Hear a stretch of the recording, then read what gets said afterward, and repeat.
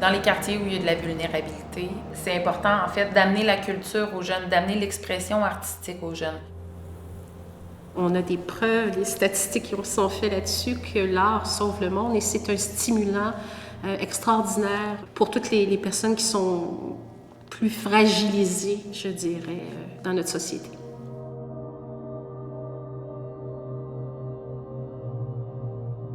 Isabelle, qui est la directrice de l'organisme Répit Providence, m'a approchée pour un projet, un peu pour démystifier l'art au sein d'une communauté des enfants, des adolescents, et est née l'idée de faire un projet de 3 milieux de vie, 150 enfants dans un quartier qui est le quartier Hochelaga-Maisonneuve.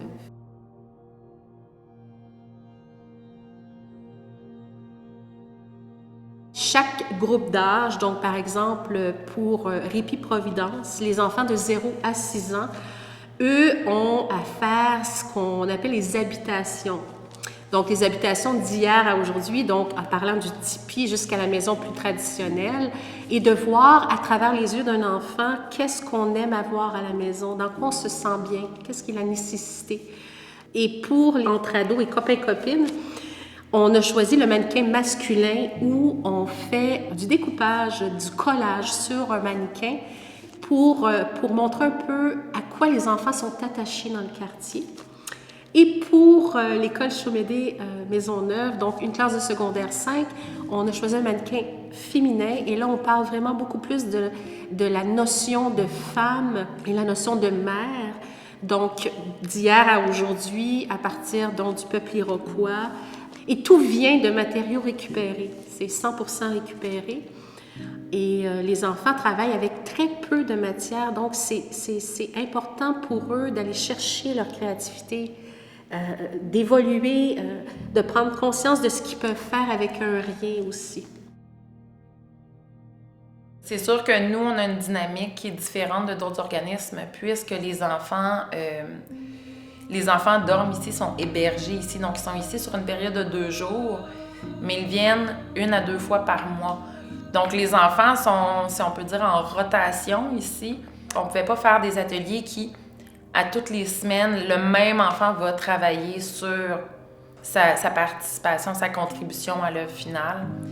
Par contre, il y a des enfants pour qu'on voit que ça a un impact peut-être plus grand, à qui ça parle plus.